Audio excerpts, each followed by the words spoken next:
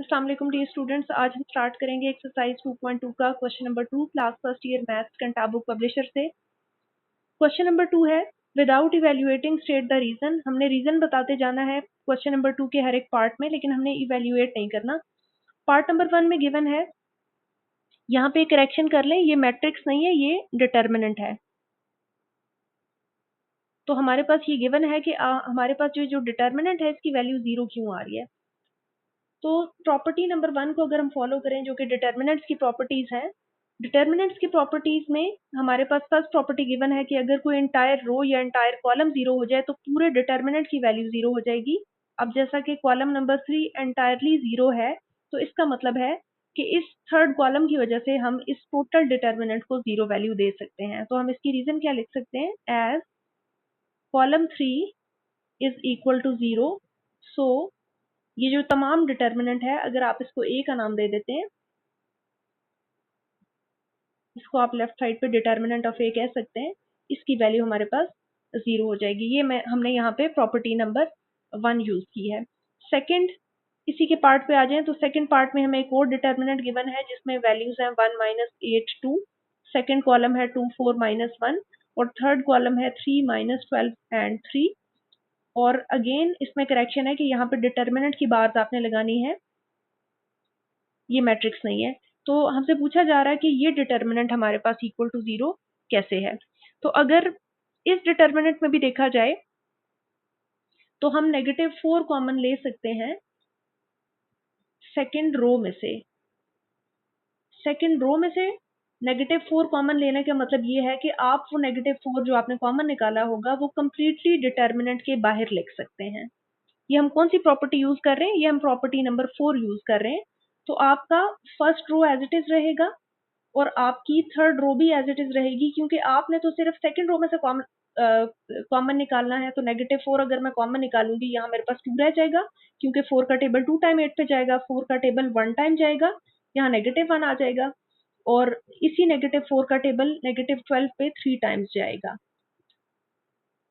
तो हमने क्या किया, टेकिंग -4 कॉमन फ्रॉम रो 2, रो 2 में से हमने एक नंबर कॉमन लिया। तो प्रॉपर्टी क्या कहती है कि जब आप किसी रो या किसी कॉलम में से कोई नंबर कॉमन लेते हैं तो वो पूरे डिटर्मिनेंट के बाहर आता है, इसलिए मैंने -4 को पूरे डिटर्मिनेंट के बाहर लिखा है। ये कौन सी प्रॉपर्टी है, ये हमारे बुक के अकॉर्डिंग प्रॉपर्टी नंबर 4 है। प्रॉपर्टी नंबर 4, जैसे प्रीवियस क्वेश्चन में आपने अप्लाई की थी प्रॉपर्टी 1। प्रॉपर्टी नंबर 4 अप्लाई करने से क्या फायदा हुआ कि हमारे पास थर्ड रो और सेकंड रो आइडेंटिकल आ चुकी हैं। अब हम क्या लिखेंगे, as row 2 and row 3 are identical, so अब हमारे पास डिटर्मिनेंट्स की प्रॉपर्टीज है। प्रॉपर्टीज में से एक प्रॉपर्टी है कि अगर आपके पास कोई सी दो रोज या कोई से दो कॉलम्स आइडेंटिकल हो जाएं तो उस पूरे डिटर्मिनेंट की वैल्यू ही 0 हो जाती है। सो हमारे पास इस टोटल डिटर्मिनेंट की वैल्यू हो जाएगी 0, और -4 जब 0 से मल्टीप्लाई होगा तो टोटल आंसर भी हमारे पास 0 आ जाएगा।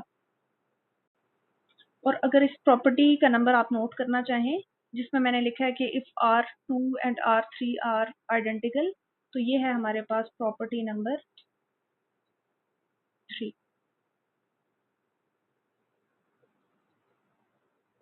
नेक्स्ट हम करके देखते हैं क्वेश्चन नंबर 2 का थर्ड पार्ट। क्वेश्चन नंबर 2 के थर्ड पार्ट में हमें दो डिटर्मिनेंट्स इक्वल हैं और हमने इनकी रीजन बतानी है कि वाई आर दे इक्वल। अगर मैं अपने लेफ्ट हैंड साइड वाले डिटर्मिनेंट को x का नेम दे दूं, तो x की वैल्यू है मेरे पास 1 3 2 3 -1 1 एंड -2 1 4। अब अगर इसी डिटर्मिनेंट का मैं ट्रांसपोज ले लूं, तो ट्रांसपोज में क्या होगा कि जो रोज हैं वो कॉलम्स में कन्वर्ट होती जाएंगी। फर्स्ट रो मेरे पास आ रही थी 1 3 -2, इसको मैं कॉलम वाइज लिख दूंगी। सेकेंड रो जो मेरे पास आ रही थी उसको भी मैं कॉलम वाइज लिखूंगी तो ये हो जाएगा 3 माइनस 1 1, और थर्ड रो को भी मैं कॉलम वाइज लिख दूंगी तो ये बन जाएगा 2 1 4। अब अगर हम नोटिस करें तो ये हमारा लेफ्ट हैंड साइड वाला डिटर्मिनेंट x को शो कर रहा है और राइट हैंड साइड वाला जो डिटर्मिनेंट है वो x ट्रांसपोज को शो कर रहा है। तो प्रॉपर्टी नंबर 8 क्या कहती है कि आप चाहे ओरिजिनल जो आपके पास डिटर्मिनेंट है गिवन है उसकी वैल्यू कैलकुलेट करें या ट्रांसपोज के बाद वाले डिटर्मिनेंट की वैल्यू कैलकुलेट करें, both the results will be equal. तो अब हम वो प्रॉपर्टी यूज कर लेते हैं कि चाहे हम ओरिजिनल डिटर्मिनेंट को कैलकुलेट करें या हम ट्रांसपोज लेने के बाद डिटर्मिनेंट को कैलकुलेट करें, दोनों रिजल्ट्स इक्वल होंगे। सो यहाँ पे आप प्रॉपर्टी नंबर देखना चाहें तो आप अपने बुक से इसको वेरीफाई कर सकते हैं। This is property number 8। सो इसका मतलब है कि आपकी जो लेफ्ट हैंड साइड है वो हमें राइट के इक्वल इसलिए गिवन थी कि जो ओरिजिनल डिटर्मिनेंट है उसकी वैल्यू और उसके ट्रांसपोज लेने के बाद की वैल्यू, दोनों वैल्यूज इक्वल होंगी। नेक्स्ट हम क्वेश्चन नंबर 2 का पार्ट 4 करेंगे। इसमें हमारे पास गिवन था कि लेफ्ट हैंड साइड राइट के इक्वल है और ये दोनों डिटर्मिनेंट की वैल्यू क्यों इक्वल आ रही है। तो जैसा कि हमने प्रॉपर्टी नंबर 4 में देखा था कि हम किसी भी रो या किसी भी कॉलम में से अगर कोई नंबर कॉमन ले लें तो उसको हम पूरे डिटर्मिनेंट के बाहर लिखेंगे। जैसा कि अगर यहाँ से मैं -3 कॉमन ले लूँ तो -3 कॉमन लेने का क्या मतलब होगा कि -3 पूरे डिटर्मिनेंट से बाहर आ जाएगा और आपकी first column as it is रहेगा, आपका सेकंड कॉलम भी एज इट इज रहेगा क्योंकि हम तो थर्ड कॉलम में से कॉमन ले रहे हैं। कॉमन लेने का दूसरा मतलब ये है कि जो नंबर आप कॉमन निकालते हैं उस नंबर को आप गिवन नंबर के साथ डिवाइड करते हैं। तो 0 के साथ अभी आपको अगर -3 नजर नहीं आ रहा और आप सोच रहे हैं कि इसको कैसे कॉमन लेना है तो आप -3 को 0 के साथ डिवाइड करवा दें ताकि जब वापस ब्रैकेट ओपन हो तो -3 से कैंसिल होके वापस से 0 आ जाए। तो जब कभी आप किसी ऐसे नंबर में से कोई टर्म कॉमन लेना चाहें, कोई नंबर कॉमन लेना चाहें जो वहां प्रेजेंट ना हो तो उसी नंबर से आप उसको डिवाइड करवा सकते हैं। इसी तरह हम क्या करेंगे, -3 से भी -3 को डिवाइड करवा देंगे और -6 से भी -3 को डिवाइड करवा देंगे। और ये डिवीजन का काम हमने क्यों किया, क्योंकि हमने -3 को कॉमन लिया है। अब -3 तो आउटसाइड एज इट इज आएगा, आपका first column as it is रहेगा, आपका सेकंड कॉलम भी एज इट इज रहेगा। 0 divided by some number is 0। -3 और -3 कैंसिल आउट होके 1 आंसर देंगे।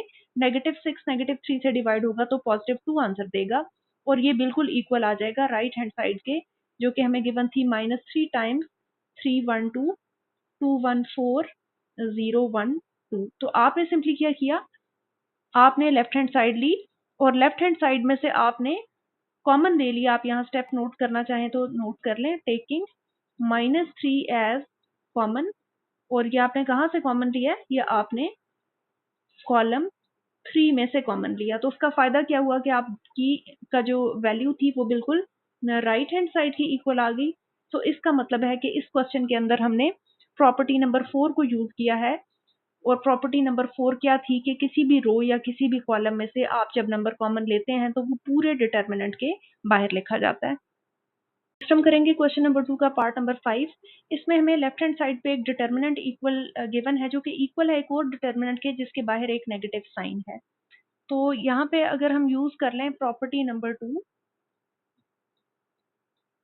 Of the determinant, property number 2 के अंदर क्या गिवन है कि आप किसी भी डिटर्मिनेंट की रो या कॉलम को इंटरचेंज कर सकते हैं। तो मैं यहाँ क्या कर रही हूँ, मैं पहले लेफ्ट हैंड साइड ले लेती हूँ।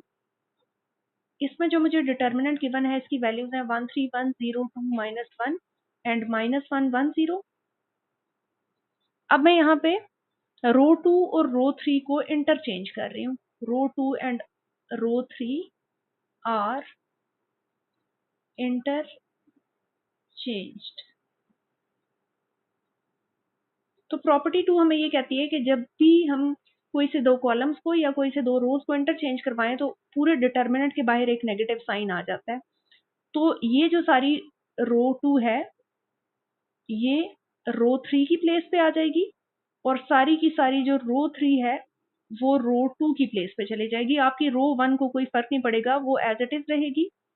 तो रो 2 को मैंने नीचे शिफ्ट कर दिया रो 3 की जगह, तो यहाँ मेरे पास फर्स्ट एंट्री बन गई 3 2 और 1। और जो रो 3 थी उसको मैंने रो 2 की प्लेस पे लिखा, तो मेरी एंट्रीज आ गई 1 -1 एंड 0। और इस जब कभी आप इस तरह का इंटरचेंज करेंगे, चाहे कॉलम्स का करेंगे चाहे रोज का करेंगे, तो आपके पास आउटसाइड एक नेगेटिव साइन आ जाएगा। अब अगर आप कंपेयर करें तो यही चीज आपको राइट हैंड साइड पे गिवन थी, that is equal to right hand side. तो इसका मतलब ये हुआ कि आपने इस क्वेश्चन में प्रॉपर्टी नंबर 2 को यूज किया है, और प्रॉपर्टी नंबर 2 क्या थी कि आप कोई सी दो रोज या दो कॉलम्स को इंटरचेंज करें तो आपके पास डिटर्मिनेंट के बाहर एक नेगेटिव साइन आ जाता है। नेक्स्ट हम करेंगे क्वेश्चन नंबर 2 का सिक्स पार्ट में हमें दो डिटर्मिनेंट्स इक्वल गिवन है। हम चेक करते हैं कि लेफ्ट हैंड साइड पे हम क्या ऑपरेशन अप्लाई करें या कौन सी प्रॉपर्टी यूज करें कि इसका आंसर राइट हैंड साइड जैसा आ जाए। तो अगर हम नोटिस करें तो हमारे पास जो लेफ्ट हैंड साइड है उसके अंदर जो फर्स्ट रो है 201, वो दूसरे डिटर्मिनेंट की फर्स्ट रो के साथ आइडेंटिकल हो रही है। और अगर हम थर्ड रो को देखें तो फर्स्ट डिटर्मिनेंट की जो थर्ड रो है वो सेकंड डिटर्मिनेंट की थर्ड रो के साथ आइडेंटिकल हो रही है। तो इसका मतलब ये है कि हमें किसी तरह से फर्स्ट डिटर्मिनेंट की जो मिडिल रो है, सेकंड रो है, उसको हमने सेम बनाना है सेकंड डिटर्मिनेंट की मिडिल रो के साथ। तो हम सबसे पहले ऑपरेशन लिखते हैं, क्योंकि हम R2 में चेंजेस करना चाह रहे हैं तो R2 मैं पहले लिख रही हूँ। अब डिटर्मिनेंट की प्रॉपर्टी होती है कि रो किसी भी रो नंबर के अंदर या किसी भी कॉलम नंबर के अंदर आप कोई भी चीज ऐड या सब्ट्रैक्ट करवा सकते हैं, और वो एडिशन या सब्ट्रैक्शन किसी भी मल्टीपल की हो सकती है जो किसी और रो या कॉलम के साथ हो। तो फॉर एग्जांपल मैं R2 में ऐड करवाना चाह रही हूँ 2 टाइम्स रो 3। अब क्योंकि चेंज मैंने R2 में लाना है तो इसलिए आपने R1 और R3 को एज इट इज कॉपी कर लेना। ये है रो 1 और ये है रो 3। अब मैंने R2 के अंदर 2 टाइम्स R3 ऐड करना है, तो क्योंकि 2 से मल्टीप्लाई करवाना है R3 को तो मैं 2 यहाँ पे लिख देती हूँ ताकि मुझे याद रहे कि ये जो 2 है ये R3 की हर एक वैल्यू के साथ मल्टीप्लाई होगा, तो 2 इंटू 1 2 बनेगा और इस 2 के अंदर 3 ऐड होगा तो यहाँ पे 5 आ जाएगा। याद रखें जिस रो के अंदर आप चेंजेस करना चाह रहे हैं उस रो को आपने पहले मेंशन करना है। इसी तरह आप इस 2 को 2 से मल्टीप्लाई करवाएंगे 4 आएगा, और इस 4 को आप इस पिछले 1 में के अंदर ऐड कर दें तो यहाँ पे आपके पास 5 आ जाएगा। इसी तरह इसी 2 को आप 2 से मल्टीप्लाई करोगे तो यहाँ पे आपके पास रिजल्ट बनेगा 4 के अंदर आप 2 को ऐड करेंगे तो रिजल्ट आपके पास आ जाएगा 6। यानी आप R2 के अंदर चेंजेस लाना चाह रहे थे तो उसके अंदर आपने ऐड कर दिया किसी भी मल्टीपल को, और यहाँ पे भी कोई भी रो नंबर हो सकता था, लेकिन क्योंकि हमने इसको 5 5 6 ही बनाना था इसलिए हमने ऑपरेशन चूज किया कि रो 2 के अंदर हम 2 टाइम्स रो 3 ऐड कर दें। इस तरह के ऑपरेशन करने से आपका जो ओरिजिनल डिटर्मिनेंट है उसमें कोई चेंज नहीं आता, उसकी वैल्यू सेम ही रहती है।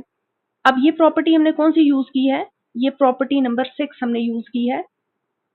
इसी तरह के ऑपरेशन आप कॉलम के साथ भी कर सकते हैं। अब अगर आप लोग नोटिस करें तो आपका जो डिटर्मिनेंट है वो बिल्कुल राइट हैंड साइड जैसा हो चुका है। तो अब आप चाहे लेफ्ट की वैल्यू कैलकुलेट करें चाहे राइट की वैल्यू कैलकुलेट करें, आपके पास रिजल्ट सेम ही रहेगा।